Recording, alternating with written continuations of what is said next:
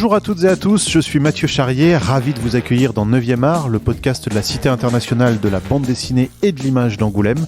Dans chaque épisode, une autrice ou un auteur se raconte, revient sur sa pratique, sa carrière, son actualité, sa vision du 9e art et répond à notre questionnaire de Proust version BD.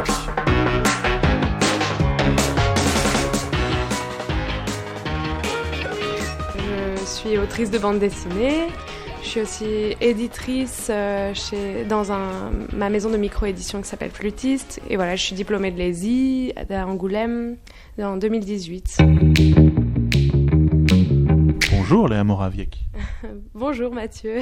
Si tu devais nous la résumer, parce qu'il y a beaucoup de sous-thèmes dans cette bande dessinée, notamment évidemment sur la question de la reconnaissance, des réseaux sociaux, etc. Mais toi, le trait principal, quand tu l'as imaginé, c'était lequel ? Alors en fait, c'est d'abord l'idée du système et du principe de l'univers qui m'est venue en tête. Du coup, je me suis dit tout d'un coup, ça serait super d'écrire une histoire dans laquelle les êtres humains meurent s'ils sont oubliés. Et là, c'était vraiment le point de départ de toute l'écriture de mon histoire. Et après, petit à petit, j'ai construit l'histoire pour trouver une sorte de fil conducteur narratif pour explorer l'histoire et du coup avec des personnages qui vivent des choses dans cet univers.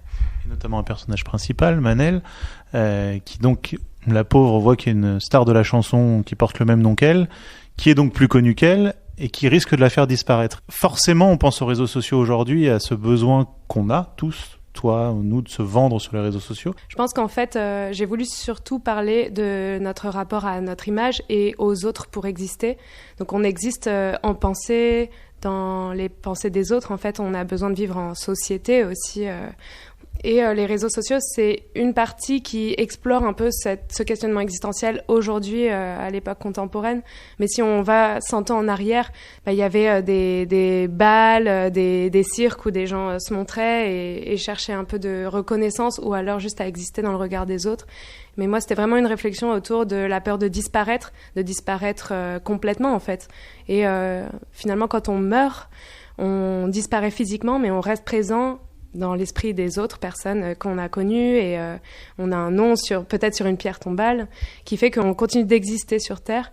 Mais à partir du moment où notre pensée, notre vie disparaît complètement de la pensée des autres, en fait, on meurt vraiment. Et c'est vraiment ça que je voulais explorer plus que les réseaux sociaux. Mais en fait, c'est plus en lisant des essais d'histoire des mœurs sur la mort écrits par Philippe Ariès, l'histoire de la mort en Occident du XVIe siècle à nos jours, qui était super intéressant sur la façon dont on se crée des rites sociaux pour donner un sens à notre vie et aussi à notre disparition et accepter l'idée de notre propre disparition.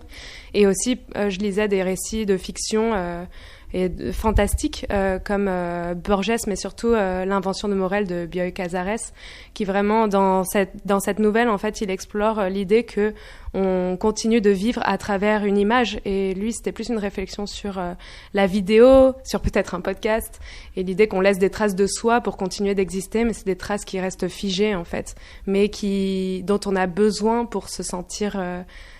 pour avoir donné un sens à notre existence et se dire qu'une fois qu'on disparaît, tout ce qu'on a fait n'a pas été vain. Tu penses que c'est un thème qui va sous-tendre une partie de ton œuvre ? Je sais pas vraiment. En fait, avant ça, j'ai fait d'autres récits un peu de science-fiction ou de dystopie, mais vraiment à l'échelle du fanzina.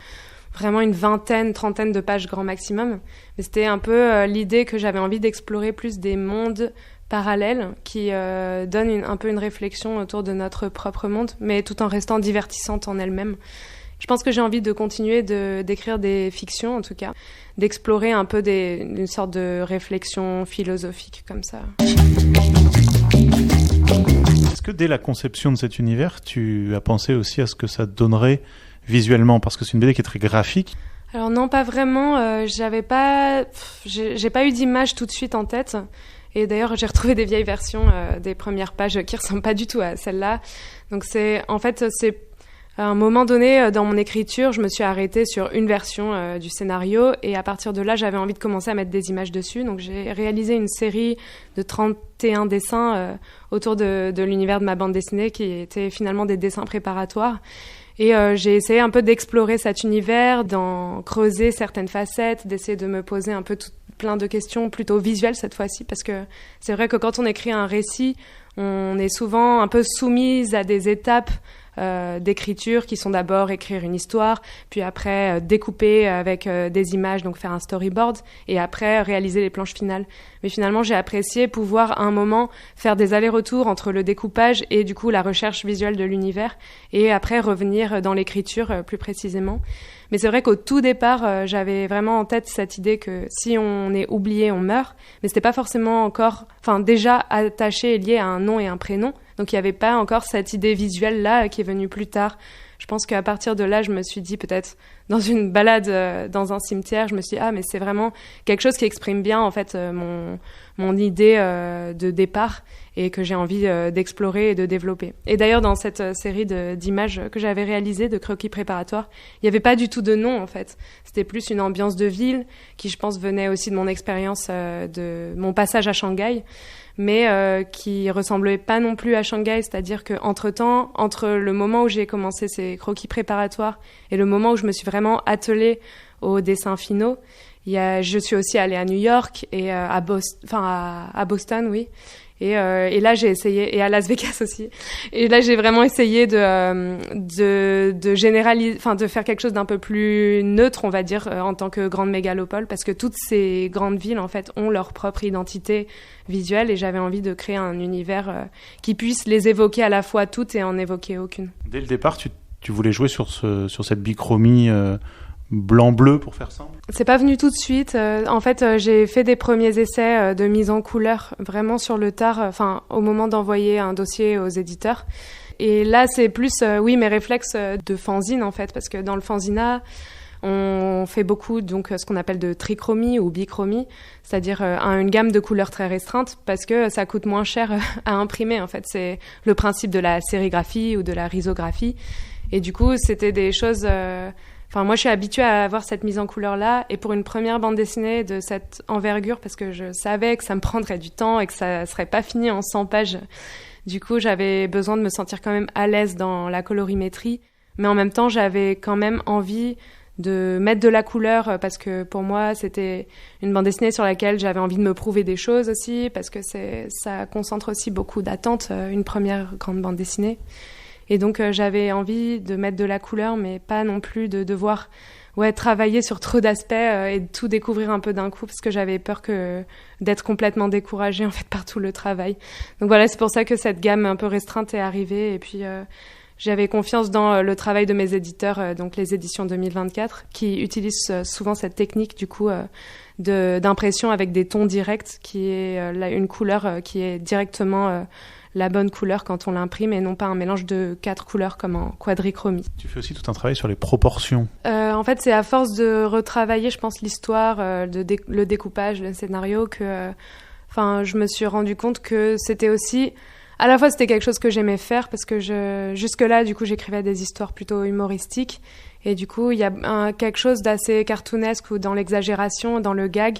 Et moi, c'est quelque chose que j'aime bien faire du coup aussi utiliser les codes graphiques propres à la bande dessinée pour en faire des caisses, quoi. Et du coup, c'est quelque chose que j'ai bien aimé amener dans cette histoire qui est sur une tonalité plus dramatique. Mon héroïne, elle brasse beaucoup de vent, en fait, elle court, elle se bat contre quelque chose qu'elle comprend pas, et peut-être à côté duquel elle est en train de passer, qui est ses convictions et ses rêves. Et j'avais envie de mettre ça en valeur en la faisant un peu se battre contre un mur. Et c'est quelque chose qui peut m'arriver aussi personnellement, de me borner un peu.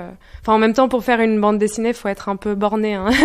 Faut être vraiment acharné, et parfois ça m'arrive de déployer énormément d'efforts et d'énergie pour des choses finalement qui n'en nécessitaient peut-être pas tant que ça. Et ça m'a plu en tout cas de graphiquement en rajouter pour accompagner en tout cas le propos du récit. De rajouter des gouttes de sueur, de faire exploser les cases, avoir mon personnage qui a des jambes de 3 km. Moi, c'est quelque chose qui me plaît. C'est peut-être quelque chose qu'on trouve plus dans le manga, en tout cas, j'ai l'impression. Effectivement, c'est une BD qui est à la fois inspirée des BD franco-belges et de tout ce qu'on connaît en France, beaucoup du manga, beaucoup de la science-fiction, c'est-à-dire que tu as réussi à marier ces trois genres-là. Alors la science-fiction, j'aime plus la lire dans la littérature, et encore j'en lis pas énormément, mais c'est quelque chose que j'aime bien écrire, donc Voilà, c'est plus quelque chose que j'aime m'approprier plus que le lire chez les autres, enfin j'imagine. Après, oui, mes lectures, elles sont à la fois, je lis beaucoup de BD, donc plutôt européennes, mais plus issues de la sphère indé en France, et après je lis du manga. Mais j'ai l'impression de peut-être plus lire le manga pour les histoires et la BD indé pour les dessins. Du coup, j'ai peut-être fait un mix des deux. Mais c'est pas quelque chose que je conscientise, je pense. En tout cas, quand j'étais adolescente, moi, je dessinais exclusivement du manga. Et j'ai un peu laissé ça de côté quand je suis rentrée en école d'art. Je pense que c'est quelque chose qui reste dans mon dessin, mais avec lequel je joue pas forcément de façon consciente. On a l'impression quand même que toute la nouvelle génération de la bande dessinée, c'est un peu ça, c'est un peu des mélanges de genres, et que le manga, qui évidemment prend de plus en plus de place dans la bande dessinée, prend aussi de plus en plus de place dans les inspirations que peuvent avoir les jeunes auteurs et autrices. Ah oui, complètement. Puis je ressens aussi que cette génération arrive un peu sur le terrain plus, on va dire, professionnel de la bande dessinée, parce que moi, à l'école, je me souviens d'avoir commencé mes études en école d'art, et on nous demandait de pas faire de manga. Donc, mais après ça, c'était dans des écoles plutôt élitistes, parisiennes. Donc là, je vois qu'aujourd'hui, c'est quelque chose qui est plus accepté, plus assumé, plus compris aussi, peut-être par le corps enseignant, qui fait qu'il y a aussi une vraie demande du côté des étudiantes et étudiants de pouvoir mélanger un peu les genres, parce que c'est pas même une posture, en fait, c'est ce qu'on aime sincèrement dans nos lectures, et qui entre pas en contradiction, en tout cas, avec la bande dessinée européenne. Et je pense que ça fait longtemps, en tout cas, qu'il y a des ponts entre les deux mondes, en fait, le monde occidental et oriental dans la bande dessinée, et que les deux mondes se répondent et s'apportent des choses. Et on garde quand même notre identité culturelle de l'endroit géographique où on a grandi. Finalement, c'est une sorte de mélange, mais qui reste quand même... Enfin, moi, j'ai quand même l'impression de faire de la bande dessinée européenne, au final, plus que du manga. Et tu travailles sur papier? Ouais, voilà, à l'encre de Chine, à la plume et au pinceau. Et c'est quelque chose que j'aime bien faire. En fait, je me suis pas encore habituée à dessiner sur l'ordinateur, et pour l'instant, je m'y retrouve pas. Je pense qu'il y a eu peut-être toute une époque où on faisait beaucoup de bandes dessinées sur des blogs, en tout cas sur Internet, mais c'est toujours le cas. C'est toujours le cas sur Instagram, par exemple, où il y a encore beaucoup de blogs BD. Et j'ai pas l'impression qu'il y ait eu vraiment une coupure ou une rupture. Moi, j'ai l'impression d'avoir toujours fait de la BD sur papier, parfois sur tablette, mais surtout sur papier. Ouais, non, et puis je pense pas que ça s'oppose aussi. Je pense que c'est deux façons complètement différentes. Comme moi, je fais ça à l'encre de Chine, par exemple. Il y a des gens qui font de la BD au fusain, des gens qui font de la BD au rotring, et il y en a qui font ça sur tablette, mais c'est un outil comme un autre. Est-ce que tu es prête? On va passer à notre questionnaire de Proust version 9e art. Allons-y.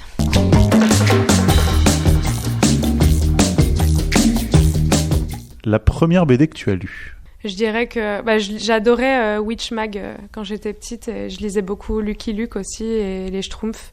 Mais une des BD que je relis de temps en temps, c'est Allez Papa raconte de Lewis Trondheim et José Parrondo, dont j'aimais beaucoup le style graphique. Ton auteur ou ton autrice préférée? Bon, je dirais que c'est Hiromu Arakawa, l'autrice de Fullmetal Alchemist. C'est quand même une série de presque 30 tomes.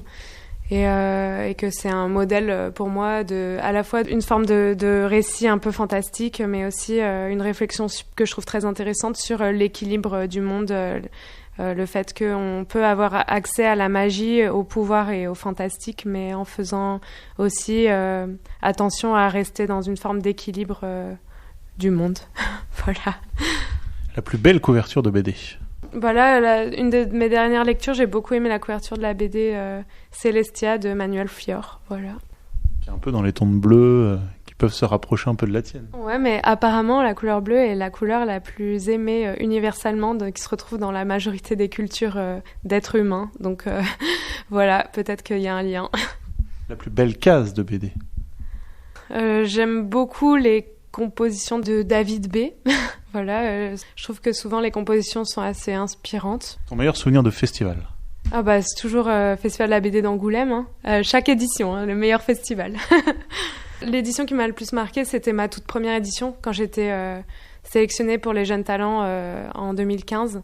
Et là, j'ai découvert à la fois le festival et en même temps en tant qu'invitée, donc avec une sorte de porte d'entrée royale dans cet univers de la bande dessinée que j'ai un peu découvert à ce moment-là, et je me suis vraiment j'ai senti que c'était ma famille et que j'avais envie de faire ça toute ma vie. Donc, c'était très fort.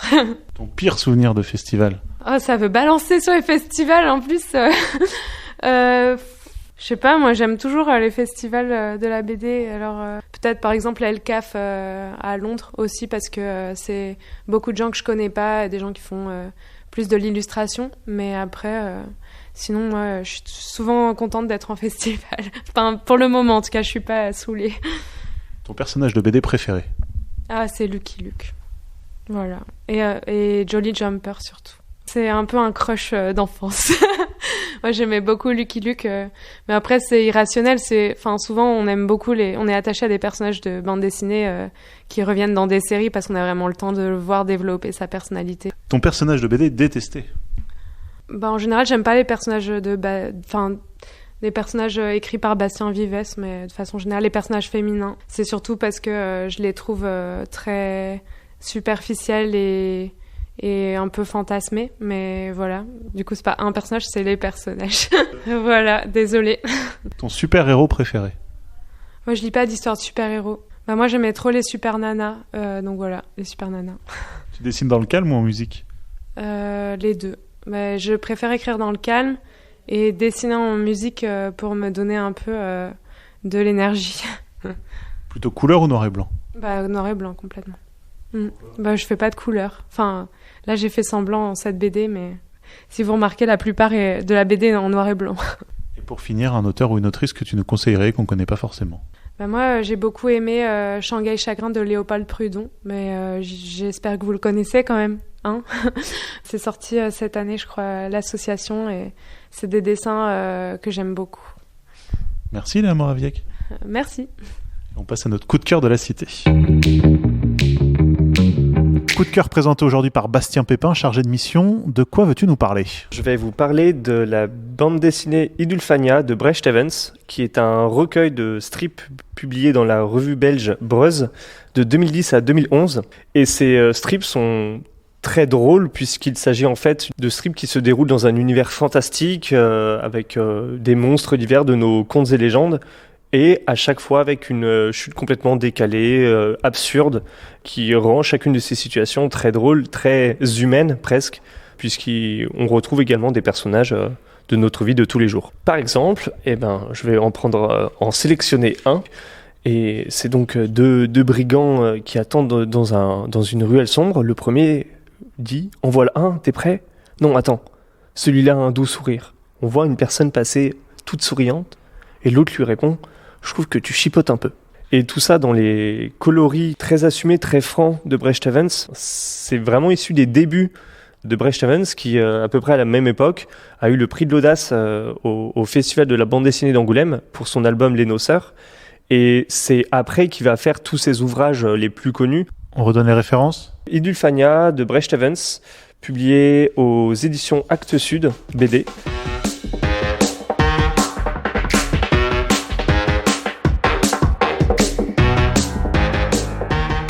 Neuvième Art est un podcast produit par la Cité internationale de la bande dessinée et de l'image d'Angoulême, réalisation Mathieu Charrier.